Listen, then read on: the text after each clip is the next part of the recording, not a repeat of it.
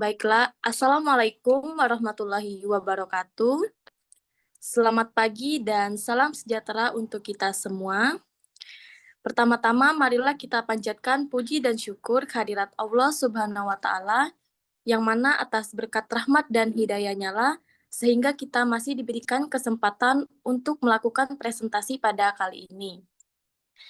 Sebelumnya, yang kami hormati Ibu DRA Siti Fatima MSI dan Ibu Yuliana FH SPD MPD selaku dosen pengampu mata kuliah Ekonomi Makro.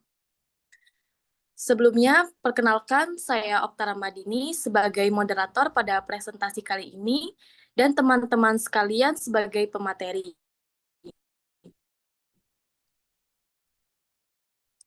Yang pertama ada Ayu Permata, yang ketiga ada Zaskia Ulfa Putri, dan yang keempat ada Amanda. Baiklah, untuk mempersingkat waktu, langsung saja kita masuk ke pembahasan materi yang pertama yang akan disampaikan oleh Ayu Permatasari. Kepada Ayu, dipersilakan.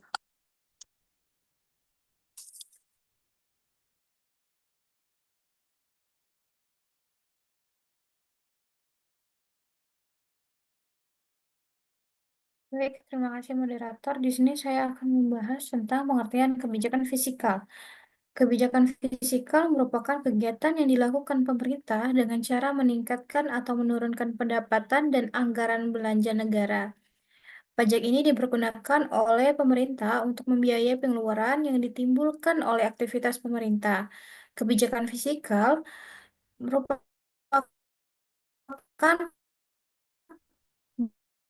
bagian fungsi kebijakan fiskal secara umum terbagi menjadi tiga, yaitu fungsi penetapan target aturan, fungsi distribusi pendapatan serta subsidi, dan yang terakhir, fungsi stabilisasi ekonomi. Fungsi alokasi aturan bertujuan untuk pembangunan ekonomi, fungsi distribusi pendapatan dan subsidi dimaksud untuk upaya peningkatan kesejahteraan masyarakat, dan fungsi stabilisasi mengandung arti bahwa aturan pemerintah menjadi indera untuk memelihara. Mungkin itu saja yang bisa dapat saya sampaikan. Baik, terima kasih Ayu atas pembahasan materinya. Selanjutnya, pemateri yang selanjutnya adalah yang akan saya sampaikan sendiri mengenai pengaruh pajak. Pajak merupakan sumber utama penerimaan pemerintah, baik pada tingkat pusat maupun daerah. Besar kecilnya pajak yang dipungut akan sangat mempengaruhi kapasitas anggaran negara dalam membiayai pembangunan serta pengeluaran rutin pemerintah. Next,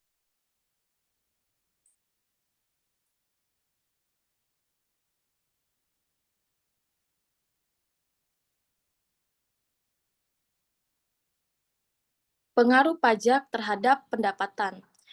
Pengaruh pajak terhadap pendapatan terbagi menjadi 4, yaitu yang pertama, pengurangan pendapatan disposable. Pajak penghasil itu konsumsi dan investasi ekonomi. Pajak yang tinggi dapat menurunkan motivasi kerja dan investasi, sehingga berdampak pada produktivitas dan pertumbuhan ekonomi. Selanjutnya, redistribusi pendapatan. Pajak progresif membantu mengurangi kesenjangan ekonomi dengan menyalurkan pendapatan dari kelompok berpenghasilan tinggi ke program sosial.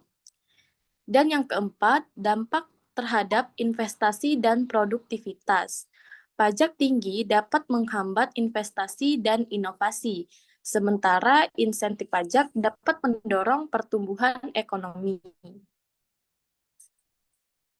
Next.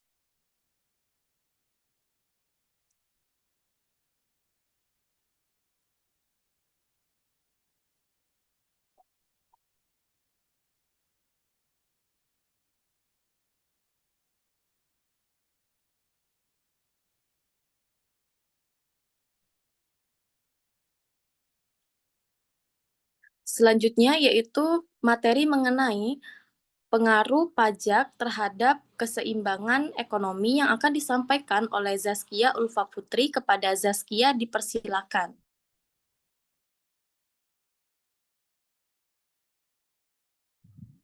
Baiklah, terima kasih kepada moderator. Di sini saya akan melanjutkan mengenai pengaruh pajak terhadap keseimbangan ekonomi. Pajak memiliki dampak yang signifikan terhadap keseimbangan pasar. Pada dasarnya, pajak dapat mempengaruhi permintaan dan penawaran barang atau jasa di pasar. Misalnya, jika pemerintah menaikkan pajak pada barang tertentu, hal ini akan meningkatkan harga barang tersebut.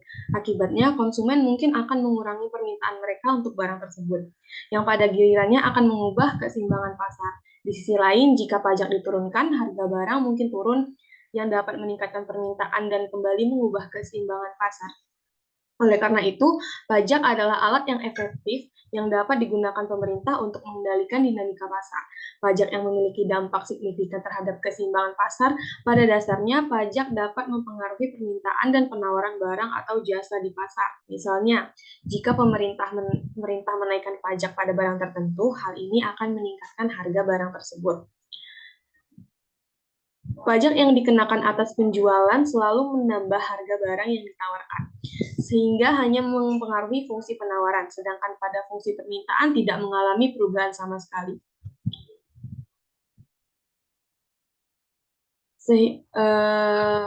Fungsi penawaran sebelum dikenakan pajak adalah P sama dengan F, Q, dan fungsi penawaran setelah dikenakan pajak, T per unit adalah P sama dengan F, Q tambah T.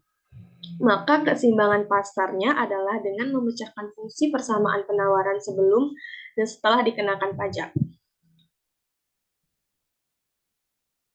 Mungkin itu saja materi yang dapat saya sampaikan. Saya kembalikan kepada moderator.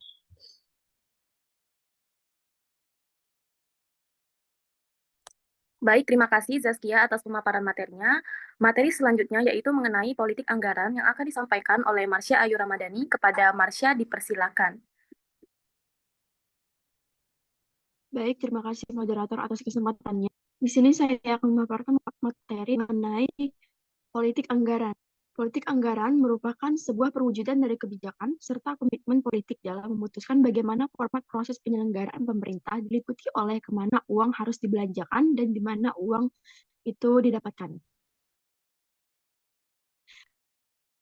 Anggaran menggambarkan hubungan antara politik yang berkepentingan dalam proses alokasi sumber pihak. Sepanjang penganggaran merupakan unsur utama di dalam politik anggaran. Politik anggaran menjadi ukuran dalam proses alokasi anggaran yang berfokus pada pembangunan bagi kepentingan masyarakat. Politik anggaran adalah penetapan berbagai tentang biaya kegiatannya, bagaimana uang publik didapatkan, dikelola, dan didistribusikan, siapa yang diuntungkan dan dirugikan, dan peluang-peluang apa saja yang tersedia, baik untuk penyimpangan negatif maupun untuk meningkatkan pelayanan publik. Tujuan kebijakan dan politik anggaran ini adalah untuk menemukan arah tujuan dan prioritas sasaran pembangunan nasional, serta dalam upaya untuk meningkatkan pertumbuhan ekonomi yang pelaksanaannya harus sesuai dengan seluruh program yang telah disusun dalam Propernas Program Pembangunan Nasional yang yang sasaran akhirnya untuk mewujudkan kemakmuran dengan ditandai terwujudnya kehidupan masyarakat yang ekonominya semakin meningkat, sejahtera, dan bahagia. Secara fundamental dan 43 Undang-Undang Dasar Negara Republik Indonesia tahun 1945 yang tujuan akhirnya bahwa pembelanjaan APBN dan APBD yang sejatinya adalah uang seluruh rakyat Indonesia wajib dibelanjakan oleh pemerintah secara berkeadilan dan berperikemanusiaan yang sebesar-besarnya untuk kemakmuran rakyat. Sekian materi yang dapat saya sampaikan. Terima kasih. Baik, terima kasih Marsha atas pembahasan materinya. Materi selanjutnya yaitu mengenai efektivitas kebijakan fiskal yang akan disampaikan oleh Amanda. Kepada Amanda dipersilakan.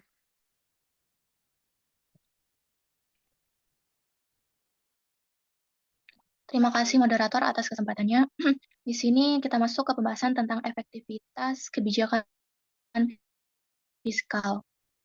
Sederhananya, efektivitas kebijakan fiskal itu melihat sejauh mana kebijakan seperti pengeluaran pemerintah atau pajak bisa benar-benar mengejar tujuan ekonomi yang kita inginkan.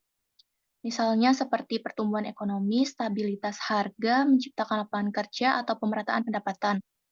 Kebijakan fiskal ini mempunyai peran penting karena lewat instrumen seperti belanja negara atau pungutan pajak, pemerintah bisa mengatur arah perekonomian agar lebih stabil dan sesuai target pembangunan nasional.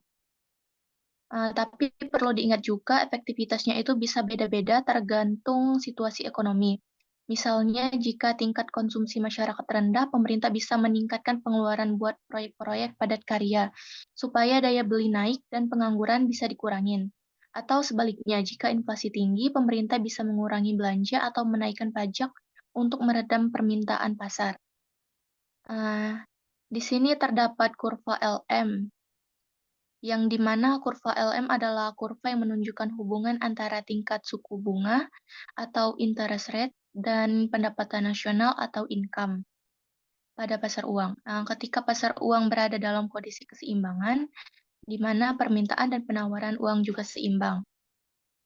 Kaitannya dengan kebijakan fiskal, kurva LM ini penting karena dia bisa memberikan gambaran seberapa efektif kebijakan fiskal itu bekerja, tergantung pada kemiringan kurvanya. Contohnya, jika kurva LM-nya landai atau flat, artinya suku bunga tidak terlalu sensitif, karena peningkatan belanja pemerintah bisa langsung meningkatkan pendapatan nasional tanpa banyak hambatan dari naiknya suku bunga. Tapi jika kurva LM-nya curam atau steep, artinya suku bunga bakal naik tajam kalau pendapatan nasional naik sedikit. Kondisi ini membuat kebijakan fiskal jadi kurang efektif karena kenaikan suku bunga akan mengerem investasi dan akhirnya tidak maksimal. Jadi kemiringan kurva LM ini ikut menentukan seberapa besar efek dari kebijakan fiskal yang dilakukan oleh pemerintah. Baiklah, sekian pemaparan dari saya kembalikan kepada moderator. Baik, terima kasih Amanda atas penjelasan materinya.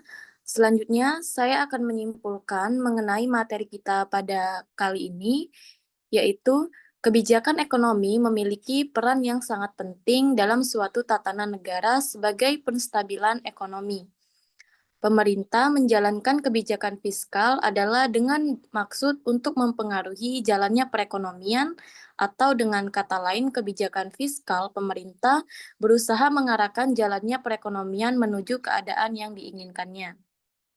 Sehingga dengan adanya kebijakan fiskal ini pemerintah berharap dapat mengendalikan dan mengawasi keadaan ekonomi.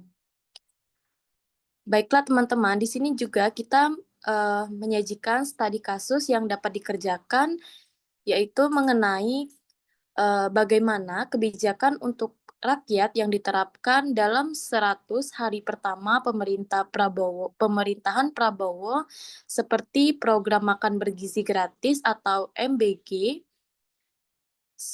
swembada pangan, dan pembangunan infrastruktur mempengaruhi keseimbangan fiskal negara dan dampaknya terhadap kelas menengah, serta bagaimana pemerintah dapat menyeimbangkan kebijakan fiskal untuk mendukung keberlanjutan ekonomi secara lebih merata bagi seluruh lapisan masyarakat.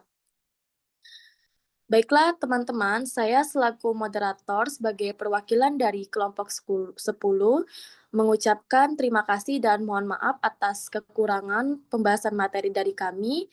Kami akhiri, wabillahi taufiq walhidayah. Wassalamualaikum warahmatullahi wabarakatuh.